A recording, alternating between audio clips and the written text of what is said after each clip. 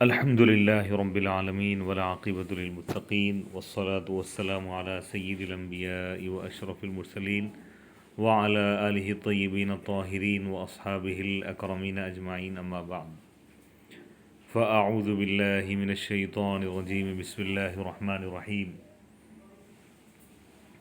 وَلَقَدْ يَسَّرْنَا الْقُرْآنَ لِلذِّكْرِ فَهَلْ مِن مُدَّكِرٍ۔ باب العلم انواریہ ایجوکیشنل سوسائٹی کے زیر اہتمام تفسیر نصفی کا سلسلہ وار درس جاری ہے۔ آج کی اس نشست کا آغاز سورہ قاف آیت نمبر 12 سے ہو رہا ہے۔ اعوذ باللہ من الشیطان الرجیم بسم اللہ الرحمن الرحیم۔ کذبت قبلہم قوم نوح واصحاب الرس وثمود وعاد وفرعون واخوان لوط واصحاب الایکۃ وقوم تبع کل کذب الرسل فحق وعید۔ کفار قریش سے پہلے قوم نوح نے اور رس نامی کوے کے پاس رہنے والی قوم اور قوم ثمود نے اور قوم عاد نے اور فرعون اور اس کی قوم نے اور قوم لوط نے، لوط علیہ السلام کے بھائیوں نے، یعنی قوم لوط نے اور مقام ایکا والوں نے اور تبع کی قوم نے جھٹلا دیا۔ کلن کذب الرسل، یہ مذکورہ تمام اقوام جن کا ذکر کیا گیا یہ تمام انبیاء کو جھٹلا دی۔ فحق وعید، بس میرا عذاب ان پر واجب ہو گیا۔ اس آیت مبارکہ میں اللہ سبحانہ و تعالی قریش کے کافروں کو اللہ تعالیٰ سرزنش فرما رہا ہے، تنبیہ کر رہا ہے اور بتا رہا ہے کہ اگر تم ایمان نہیں لاؤ گے، رسولوں کا انکار کرو گے، محمد عربی صلی اللہ علیہ وسلم کا انکار کرو گے تو تمہارا انجام بھی وہی ہوگا جو قوم نوح کا ہوا، قوم عاد کا ہوا، قوم ثمود کا ہوا، قوم فرعون کا ہوا، قوم لوط کا ہوا اور اصحاب ایکا کا ہوا۔ تبع کی قوم کا جو حشر ہوا تمہارا بھی وہی ہوگا۔ اور اس میں اللہ کے رسول علیہ الصلوۃ والسلام کے لیے تسلی ہے۔ اب اس کی تفسیر تشریح کرتے ہوئے صاحب کتاب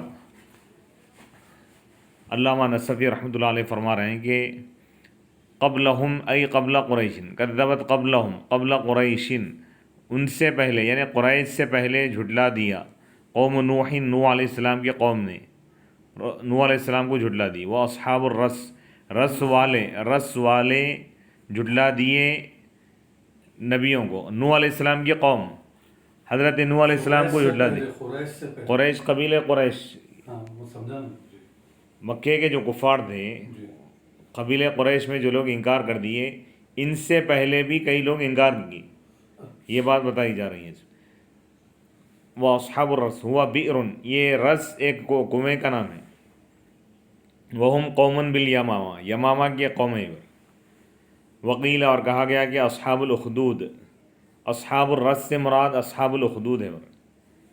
سورہ بروج میں جس کا ذکر انشاءاللہ آئے گا، قتل اصحاب الاخدود النار ذات الوقود، یعنی اصحاب اخدود گڑے والے، یعنی ایک قوم تھی ایک کہ جو انکار کیے، اللہ اور اس کے رسول کا انکار کیے اور ایمان والوں کو لوگ جلا دیے تھے۔ تو اس واقعے کو اللہ تعالیٰ سورہ بروج میں بیان فرمائے، تو پھر ان پر عذاب نازل ہوا، جو لوگ جلا دیے ایمان والوں کو قتل کیے، ان کا انجام بھی برا ہوا۔ تو اللہ تعالیٰ فرما رہا ہے کہ جس طرح کافروں کا انجام ہوا، قریش کے کافروں کا انجام بھی وہی ہوگا۔ وہ ثمود، اور قوم ثمود نے جھٹلا دیا۔ وعاد، قوم عاد نے بھی جھٹلا دیا۔ وہ فرعون، اور فرعون بھی جھٹلا دیا۔ اراد بفرعون قومہ، یا فرعون سے خالی صرف فرعون مراد نہیں ہے، فرعون بھی جھٹلایا، انکار کیا، کفر کیا، اور فرعون کی دیگر انبیاء کو بھی جھٹلا دیا لوگ۔ کا قول ہی، جیسا کہ اللہ تعالیٰ کا قول ہے، من فرعون وملئہم، سورہ یونس میں اللہ تعالیٰ آیت نمبر 83 سورہ یونس، فرعون اور اس کی جماعت۔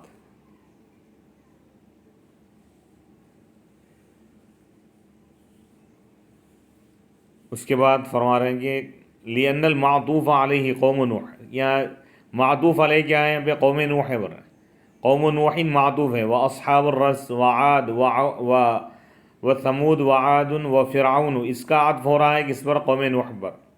تو یہاں پہ ایک فرد کے جھٹلانے کا ذکر نہیں ہو رہا، جماعتیں، بڑی بڑی اقوام، کثیر تعداد میں بھی لوگ جھٹلا دیا اللہ کو، رسولوں کو جھٹلا دی۔ تو اللہ فرما رہا ہے کہ نافرمان چاہے کتنی بھی بڑی تعداد میں ہو، اللہ کی طاقت کے آگے ان کی طاقت، ان کی جمعیت کچھ کام نہیں آئے گی۔ اللہ کا جب عذاب آئے گا تو بڑے سے بڑا طاقتور کافر بھی اللہ کے عذاب کا مقابلہ نہیں کر سکتا، اکیلا کافر نہیں، پوری دنیا کے کفار اور مشرکین مل کر بھی عذاب الہی کا سامنا نہیں کر سکتے۔ اللہ تعالیٰ یہ فرما رہا ہے کہ ہم مہلت دے رہے ہیں، اس مہلت کے دوران جو ایمان لا لیا، توبہ کر لیا تو اس کے لیے نجات ہے، جو توبہ نہیں کیا، کفر اور شرک پر جمع رہا، تو وہ خواب غفلت سے بیدار ہو جائے، وہ یہ نہ سمجھے کہ اس کی طاقت، اس کی قوت اور اس کی کثرت اس کو اللہ کے عذاب سے بچائے گی، یہ ہرگز نہیں ہو سکتا۔ اللہ کا عذاب جب آتا ہے تو اللہ تعالیٰ کا عذاب یعنی ظالموں پر اور نافرمانوں پر، اللہ اس کے رسول کا انکار کرنے والوں پر جب عذاب آتا ہے تو وہ لوگ بچ نہیں سکتے۔ والمعطوفات، اور یہاں پہ جن چیزوں کا عطف کیا جا رہا ہے وہ جماعت ہے برن میں، یعنی قوم نوح جھٹلا دی، رس والے یعنی اصحاب الرس بھی جھٹلا دی، قوم ثمود جھٹلا دی، قوم عاد جھٹلا دی، اور فرعون جھٹلایا۔ تو اب یہاں پر فرعون سے فرعون کی قوم مراد لے رہے ہو، کیونکہ جھٹلانے والی جو قومیں ہیں، قوموں کا ذکر ہے، افراد، ایک دو افراد کا ذکر نہیں ہے پہ، ایک آدمی جھٹلایا، دو آدمی جھٹلایا، یہ نہیں بتا رہے، بڑی بڑی جماعتیں بھی جھٹلا دی تو اللہ تعالیٰ ان کو ہلاک کر دیا۔ اللہ اکبر، اللہ جیسے قوم نوح پر اللہ تعالیٰ طوفان نازل فرمایا تھا، فرعون اور اس کی قوم کو اللہ تعالیٰ غرق کر دی۔ وہ اخوان لوط، اور لوط علیہ السلام کے بھائیوں نے بھی جھٹلا دیا، وہ اصحاب الایکہ، ایکا والے بھی جھٹلا دی۔ لوط علیہ السلام کی قوم کو ان کا بھائی اللہ تعالیٰ فرما رہا ہے، لوط علیہ السلام کے بھائیوں نے جھٹلا دی، سماہم اخوانہ، اللہ تعالیٰ ان کو یعنی ان کی قوم کو لوط علیہ السلام کا بھائی قرار دیا، لِأَنَّ بَيْنَهُمْ وَبَيْنَهُ نَسَبًا قَرِيبًا، کیونکہ لوط علیہ السلام کی قوم اور لوط علیہ السلام کے درمیان نسب تھا ورن، یعنی ان کے خاندان کے ہی لوگ تھے۔ وقوم تبع، اور تبع کی قوم نے بھی جھٹلا دیا۔ تبع کون ہے؟ ہوا ملکن بالیمن، یہ یمن کے ایک بادشاہ ہیں، اسلمہ جو اسلام قبول کی، ودعا قومہ الی الاسلام، اور اپنی قوم کو اسلام کی دعوت دی، فکذبوا، تو ان کی قوم ان کو جھٹلا دی، وسمیہ بھی، تبع کیوں بولتے تھے وہ بادشاہ کو؟ بادشاہ کا نام تبع نہیں ہے، لقب ہے وہ، لکثرت تبعی، جو اس کے ماننے والے، اس کے فالوورز زیادہ تھے کثرت کی وجہ سے۔ کلن، پھر اللہ تعالیٰ اسی مضمون کو اس جملے میں بیان فرما رہا، اے کل واحد منہم، یہ مذکورہ قومیں جن کا ذکر کیا گیا ہے، ان میں سے ہر ایک قوم نے تمام رسولوں کو جھٹلا دیا۔ قوم نوح نے تمام رسولوں کو جھٹلا دیا، اصحاب الرس بھی تمام رسولوں کو جھٹلا دی، قوم ثمود تمام رسولوں کو جھٹلا دی، قوم عاد تمام رسولوں کو جھٹلا دی، فرعون اور اس کی قوم تمام نبیوں رسولوں کو جھٹلا دی، اور قوم لوط انبیاء کرام کو جھٹلا دی، رسولوں کو، اصحاب الایکہ، ایکا والے بھی، اور قوم تبع کی قوم بھی تمام رسولوں کو جھٹلا دی۔ کذب الرسل، لِأَنَّ مَنْ كَذَّبَ رَسُولًا وَاحِدًا فَقَدْ كَذَّبَ جَمِيعًا، کیونکہ جو ایک رسول کو جھٹلایا گویا کہ وہ تمام رسولوں کو جھٹلا دیا۔ تمام پیغمبروں کا پیغام ایک ہی ہے نا، میسیج ایک ہی ہے، توحید، رسالت اور آخرت، لا الہ الا اللہ کا پیغام لے گئے۔ فحق وعید، اب اس کے بعد اللہ تعالیٰ اس کے رزلٹ کو بیان کرتے ہیں، فرما رسولوں کو جھٹلا دیے تو ان لوگوں کا کیا حشر ہوا، فرما رہا کہ فحق وعید، تو میری وعید، میرا عذاب ان پر واجب ہو گیا، فوجب وحل وعیدی، بس واجب ہو گیا اور اتر گیا میرا عذاب ان پر ہو۔ تو اس میں رسولوں کی شان اللہ تعالیٰ بیان فرما رہا ہے کہ رسول کو جھٹلانا عذاب الہی کو دعوت دینا ہے، اللہ رسولوں کی نافرمانی۔ وفیہ تسلیۃ لرسول اللہ صلی اللہ علیہ وسلم، اور اس میں اللہ کے رسول علیہ الصلاۃ والسلام کے لیے تسلی ہے، و تحدید لہم، اور کافروں کے لیے دھمکی ہے۔ افعینا بالخلق الاول بل هم فی لبس من خلق جدید. پھر اللہ تعالیٰ فرما رہا ہے افعینا، کیا ہم تھک گئے، بالخلق الاول، پہلی تخلیق کی وجہ سے، بل ہم، ایسا نہیں ہے بلکہ یہ لوگ شک اور شبہ میں ہیں لوگ، من خلق جدید، نئی تخلیق کے بارے میں، دوبارہ زندہ کیے جانے کے بارے میں یہ لوگوں کو شک ہے. یعنی اس میں اللہ تعالیٰ شان رسالت کو بیان کرنے کے بعد اور منکرین رسالت کا انجام بیان کرنے کے بعد اللہ تعالیٰ تصور آخرت اور بعث کا عقیدہ اللہ تعالیٰ بیان فرما رہا اور فرما رہا ہے کہ اللہ کی قدرت کے لیے کوئی چیز ناممکن نہیں ہے، ہر چیز اللہ کے لیے ممکن ہے. ایک مرتبہ، پہلی مرتبہ پیدا کرنا بھی اللہ کے لیے آسان ہے، موت کے بعد دوبارہ اس مخلوقات کو زندہ کرنا یہ بھی اللہ کے لیے آسان ہے، اس میں کوئی تھکاوٹ نہیں ہے اللہ تعالیٰ کے لیے.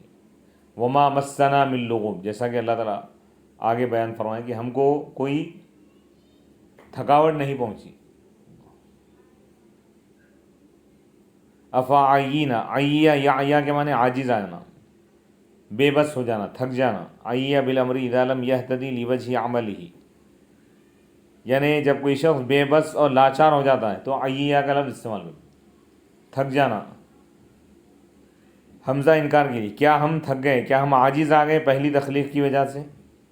ای انا لم نعجز، یعنی ہم عاجز نہیں آئے، عن الخلق الاول، پہلی مرتبہ پیدا کرنے سے. فکیف نعجز، تو ہم کیسے عاجز آ جائیں گے دوسری مرتبہ پیدا کرنے سے.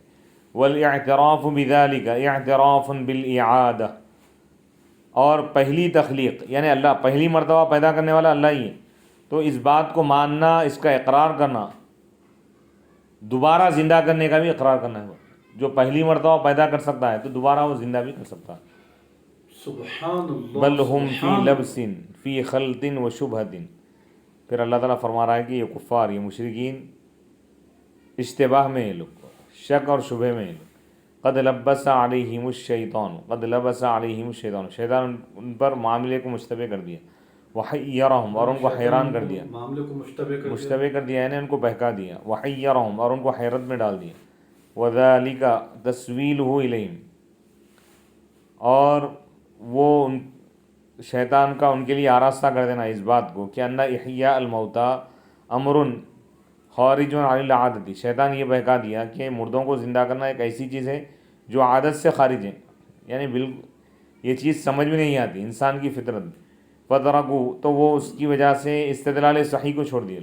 کیسا ہو سکتا، یعنی یہ لوگ اپنی حالت پہ غور و فکر کرتے ہوئے سمجھ رہے ہیں کہ دوبارہ انسان زندہ نہیں ہو سکتا. مخلوق کے لیے مشکل ہے لیکن اللہ کے لیے مشکل نہیں ہے چیز. قادر مطلق ہے، وہ جو چاہے کر سکتا ہے. تو یہ لوگ غور و فکر نہیں کر رہے، تو اللہ تعالیٰ غور و فکر ان کو دعوت دے رہا ہے کہ غور و فکر کرو. وہوا ان من قدر، اور وہ غور و فکر کیا ہے یہ بتا رہے ہیں، استدلال دلیل حاصل کرنا. وہ یہ ہے کہ جو انشاء پر، پہلی مرتبہ پیدا کرنے پر قادر ہو تو وہ دوبارہ پیدا کرنے پر بدرجہ اولا قادر ہوں گا، کیونکہ انسانی فطرت کے حساب سے یہ بھی اللہ کے لیے پہلی اور دوسری یہ سب ایک جیسا ہے. اللہ تعالیٰ انسانی مزاج کے لیے کیا ہے، کوئی بھی کام پہلی مرتبہ اس کے لیے مشکل ہوتا،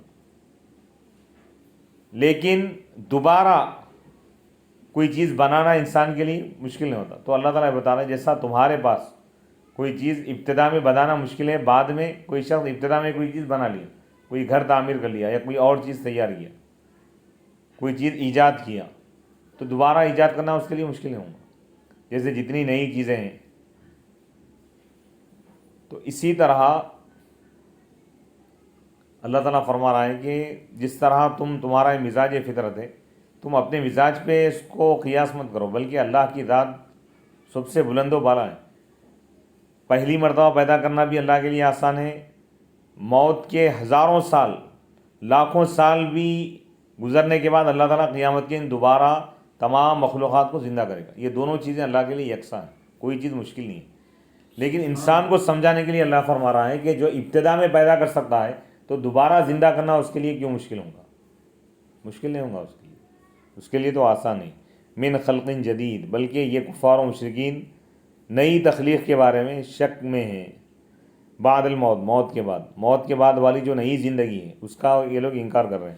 وَإِنَّمَا نُكِّرَ الْخَلْقُ الْجَدِيدُ مِنْ خَلْقٍ جدید، نکرہ کیوں لائیں؟ تاکہ اس کی شان کی عظمت کو بتائیں، شان اور عظمت پر دلالت کریں۔ وَأَنَّ مَنْ حَقَّ مَنْ سَمِعَ بِهِ أَنْ يُخَافَ وَيَهْتَمَّ بِهِ، اور اس شخص کا حق یہ ہے کہ جو اس کو سنے، أَنْ يَخَافَ، کہ وہ ڈرے اور اس کا اہتمام کریں۔ یعنی جو تخلیق ہے کوئی معمولی تخلیق نہیں ہوں گی، اللہ تعالیٰ دوبارہ جب انسان کو زندہ کریں گا تو ایک بڑا مقصد ہے کہ وہاں کی جو زندگی ہے دائمی زندگی ہے۔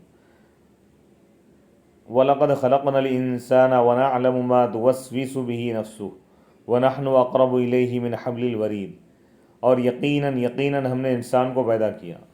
وَنَعْلَمُ، اور ہم جانتے ہیں، ما وہ چیز جس کا وسوسہ اس کے نفس میں آتا ہے، اس کے دل میں آتا ہے، اس کے دل میں جو خیال آتا ہے وہ بھی ہم جانتے ہیں۔ وَنَحْنُ أَقْرَبُ إِلَيْهِ، اور ہم اس کے زیادہ قریب ہیں، اس کے شہرک سے بھی زیادہ ہم اس کے قریب ہیں۔ الوسوسۃ الصوت الخفی، یعنی انتہائی جو یعنی پوشیدہ جو آواز ہے اس کو وسوسہ بولتے ہیں۔ دل میں جو خیال آتا ہے،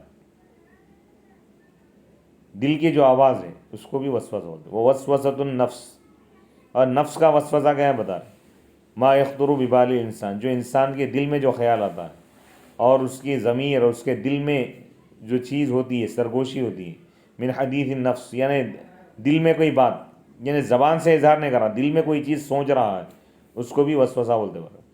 اور با اس میں ایسا ہی ہے جیسا کہ اس میں صوت بکدا، وہ آواز کیا اسی، یعنی با زائدہ ہے بتا رہے ہیں۔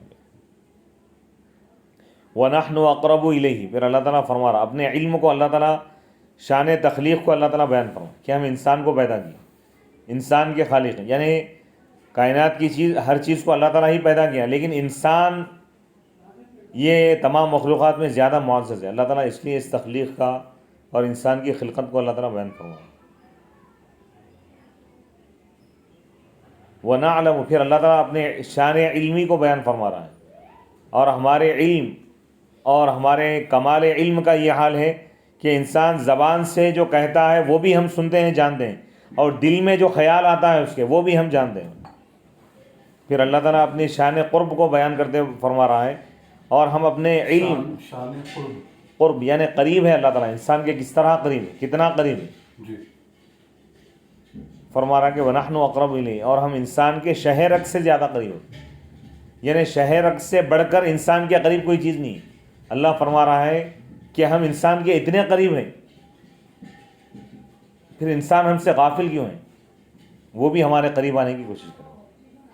وَنَحْنُ أَقْرَبُ إِلَيْهِ مِنْ حَبْلِ الْوَرِيدِ، یعنی کیا مطلب، المراد قرب علمی، یعنی اللہ کے علم کا قریب ہونا والا، یعنی شہرگ، یعنی انسان کے قریب اگر کوئی شخص ہو، انسان کوئی کام کر رہا ہو، کوئی کچھ کہہ رہا ہو، تو جس طرح وہ اس کے عمل کو جان لیتا ہے، اللہ فرما رہا ہے کہ ہم اس کے شہرگ سے زیادہ قریب ہیں۔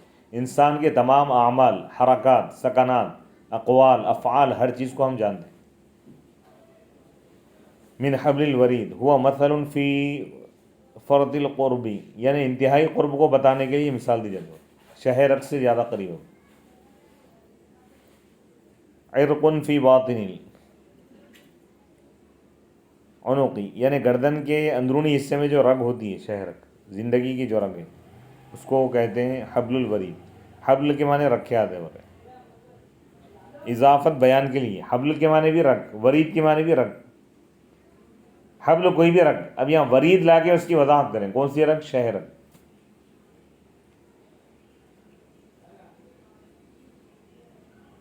والاضافہ کقول بعیر ثانیہ اذ یتلقى المتلقیان، پھر اللہ تعالیٰ فرما رہا ہے کہ جب دو حاصل کرنے والے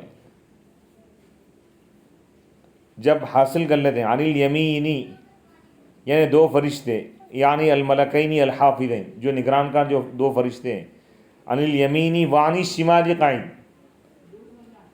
اللہ فرما رہا ہے کہ دائیں جانب میں ایک فرشتہ بیٹھا ہوا ہے، وعن الشمال قائم، اور بائیں جانب میں ایک فرشتہ بیٹھا ہوا ہے۔ اللہ فرما رہا ہے کہ انسان کے وجود اور اس کے اعمال پر ہمارا ایسا کنٹرول ہے، ہم خود بھی قریب ہے، ہر چیز جانتے ہیں، ہم فرشتوں کے محتاج نہیں ہیں، لیکن کیونکہ قیامت کے دن انسان انکار کر دے گا تو فرشتے بھی اس کے نامہ اعمال لکھ رہے ہیں، دائیں جانب ایک فرشتہ ہے اس کے اور بائیں جانب ایک فرشتہ۔ تلقی کے معنی التلقن بالحفظ، یعنی کوئی چیز حاصل کر لینا، یاد کر لینا یا لکھ لینا۔ قاعد کے معنی المقاعد، یعنی ہم نشین، انسان کے ساتھ بیٹھا ہوا ہے بڑے فرشتہ، جیسا کہ جلیس مجالس کے معنی میں ہوتا ہے۔ عن الیمین قاعد، یعنی دائیں جانب ایک فرشتہ بیٹھا ہوا ہے انسان، وعن الشمال قاعد، اور بائیں جانب ایک فرشتہ ہے۔ تو اس آیت سے معلوم ہوا کہ ہر انسان کے ساتھ اللہ تعالیٰ دو فرشتوں کو مقرر فرمایا۔ اس کا اگر کوئی انکار کرا تو کافر ہے، کیونکہ قرآن سے ثابت ہے، کلام پاک سے ثابت ہے۔ عن الیمین وعن الشمال قاعد ما یلفظ من قول الا لدیہ رقیب عتید۔ اب اس کی اور تفسیر بیان کر رہے ہیں۔